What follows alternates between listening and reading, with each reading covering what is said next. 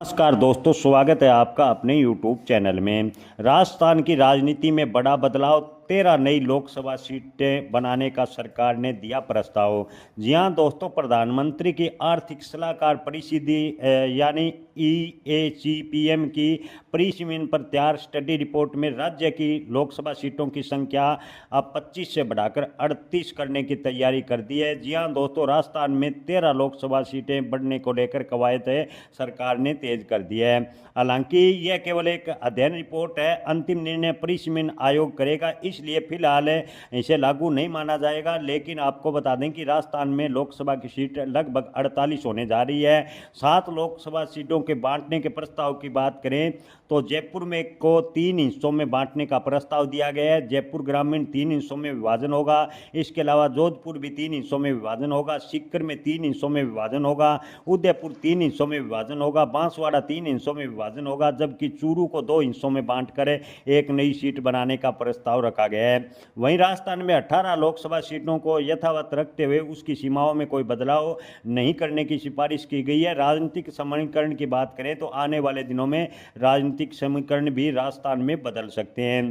दोस्तों, SC सीटों में कोई बदलाव नहीं है। ST सीटों पर भी बदलाव की फिलहाल कोई खबर नहीं है। रिपोर्ट में किसी भी अनुसूचित जाति यानी SC आरक्षित लोकसभा सीटों को विभाजित करने की सिफारिश नहीं की गई है। हालांकि 2 अनुसूचित जनजाति यानी ST आरक्षित सीटों को पुनर्गठित करने का सुझाव अवश्य दिया गया है। वर्तमान में राजस्थान में SC के लिए 4 सीटें आरक्षित है, जिसमें बीकानेर, श्रीगंगानगर, भरतपुर, करौली और धौलपुर।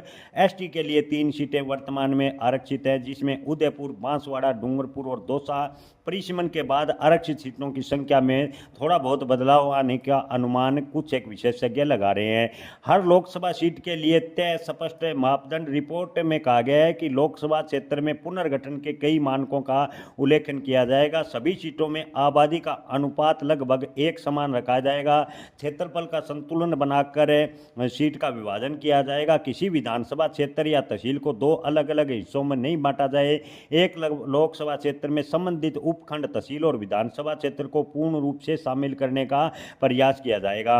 अंतिम फैसला परिसीमन करेगा। प्रधानमंत्री की आर्थिक सलाहकार परिषद की रिपोर्ट केवल एक गणितीय एवं संभावित मॉडल प्रस्तुत करती है। इसे लागू करना अनिवार्य है, फिलहाल नहीं माना जा रहा। आपको बता दें कि 1977 के बाद अभी तक राजस्थान में लोकसभा सीटें नहीं बढ़ी थी।